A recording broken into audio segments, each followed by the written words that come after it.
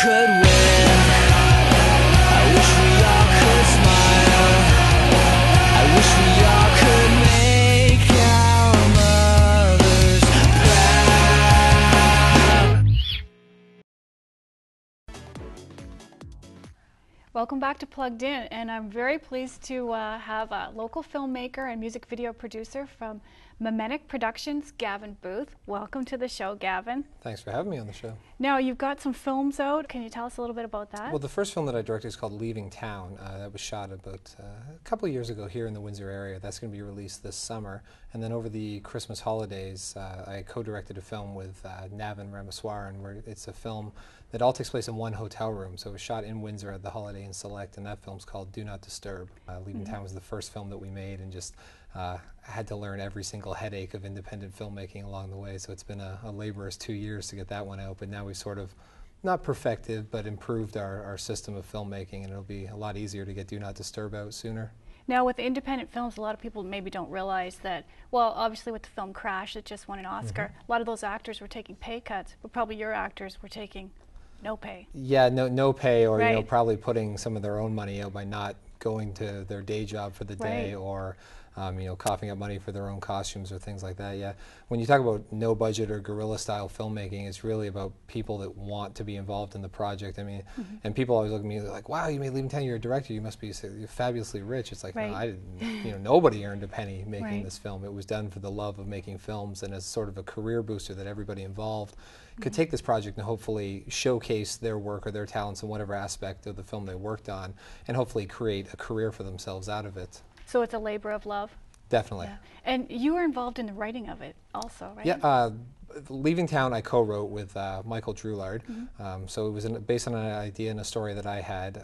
It's essentially about three disenchanted youth who hate their small town life, hate that they never really did anything, and decide to rob the local bank and try to head out of town and take that money to start a new life somewhere else. And then it becomes a, you know, maybe the grass isn't greener on the other side kind right. of story.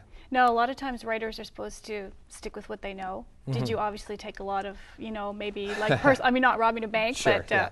Yeah, never robbed a bank, but did grow up in Amherstburg, right. which, you know, we filmed a lot of the small town scenes in Amherstburg. So for me, that it is true, right, what you know, that, you know, I was a filmmaker, wanted to be a filmmaker, you know, pretty much my whole life growing up in Amherstburg. So where do you go to make films in Amherstburg? You can't. So there's that dream of like, okay, I'm going to have to move away and get far away from here. So playing on those sort of core desires and themes of people always look outside of what they have to try to find happiness, you know, and that happens a lot, that, you know, everybody else's situation looks better than your own, but it's usually not. If people should be happy with what they have 90% of the time, I find. And with Filmmaker Productions, you're local. You've decided to stay here. You branch out. Obviously, you must go to Toronto and different cities. Oh yeah, I travel to New York, Los Angeles, Miami, and Toronto often. But we are based here in Windsor and have no plans to uproot anytime soon. And that's important for you? To have it is. Yeah. I love the community here, and we do another community television show that's here on Kojiko, as well as lots of communities. Yeah, Get Connected TV, and we do a lot of community service stuff here with Transition to Betterness and other causes. So we basically, I love the community here, and I really think there could be a stronger film community. It's just a matter of a few of us filmmakers planting roots and saying, okay, we're staying here, we're not going to move away, and we can sort of build the community here. What about for castings? If you went for your productions, how does that go? Leaving Town was open casting call. We just put some advertisement out there, and we had over 300 people come audition, so we narrowed it down from there. When we made the movie over Christmas, Do Not Disturb, that was selective casting, where I've now, over the 3 years, have a network of actors and people that I know. That was written specifically for 2 acting friends that I have, because there's only really 2 principal leads in the film, for them to have a real showcase of their talent.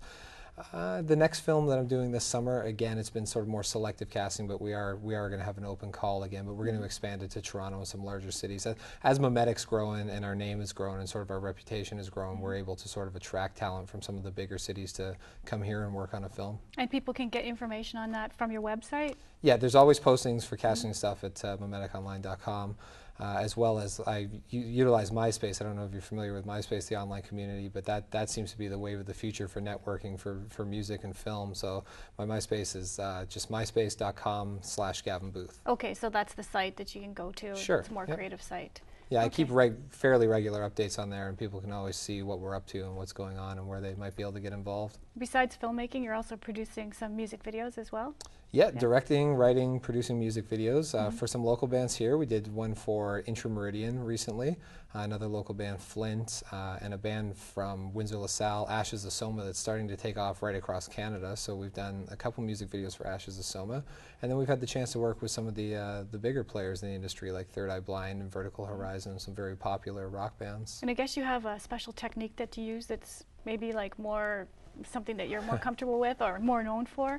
Smaller camera or more gritty? Yeah, it's kind of a lot of people hire me because I tend to be the guy who can get it done on a budget, but without losing creativity for it. So it still looks like, you know, it's been produced by a big-time guy in a smaller production. And again, we work at any budget range. You know, we're capable and willing and ready and have done larger budget projects, but when it comes down to it, there's always, I really believe it's about the idea. If you come up with a good concept, there's always ways to sort of trim cost corners and everything to get the job done. Okay, now you mentioned that this was something that you were interested in your whole life. Did you actually go to school for this? Well, in high school, I only have a high school education. I graduated from General Amherst High School, where I did 2 or 3 years of a video production class there, and sort of became, you know, the guy, the AV geek, the techie, whatever label you want to put on it. But you knew what you were doing with the technology. Yeah, I had been directing short. There's that TV show Dawson's Creek. I get a lot of comparisons to being like Dawson, because he was this young filmmaker from a town that wanted to get out, but started making horror movies and things in high school. And there are definitely a lot of parallels there that are kind of funny to look at. But it was always just self-taught and kind of, you know, going out with a group of friends. Essentially, what I'm doing now, 10 years after graduating high school, is the same as what I was doing in high school. I still have my core group of friends, but now we're doing it for a living and doing it on sort of a larger scale. But the principles and the techniques haven't really changed much. So those are some of the tips, like, you know, stick with something you're interested in. Obviously, you have a lot of creativity, so, you know, that goes a long way. Yeah, definitely. I think any filmmaking, any writing always comes down to the idea and the story. If you don't have a strong story, it's always going to fall flat. Doesn't matter how good the actors are, doesn't matter how good the special effects are, doesn't matter how big the budget is, it will still be a bad story. And then you get, even at the Hollywood level, a movie like Crash that you mentioned, brilliant film. I think the writing and the directing and the acting is fantastic, but it's the story that hits people, and it hits people at an emotional level, and it's a very realistic story that people can relate to, and it's situations and scenarios you see and read about every day. And I think a film like that will always be more powerful than the most, you know, elaborate action special effects space adventure. Yeah, and that was actually something that a carjacking happened to him, and so he just like went on and developed all these different ideas. So Paul Haggis had been involved in a part? Him and his wife were carjacked, and his wife was really upset, and just seeing some of the way the police officers and people were, so it was sort of like real life situations. Then he translated it. Once again, write what you know, right? Yeah, that's right. Or at least as the basis of where to get the idea from. And what do you want to leave us with Mimetic Productions? What do you want people to know about it? I just think Mimetic Productions, what a lot of people don't realize is though I'm pursuing my own directing career and doing music videos, that we still are a production house in the community for television commercials, websites, and corporate videos. So I really have to strongly promote that we're still very interested in the community and helping and taking work in terms of the corporate videos and everything, because that's still the bread and butter of our And you can bring their ideas to film.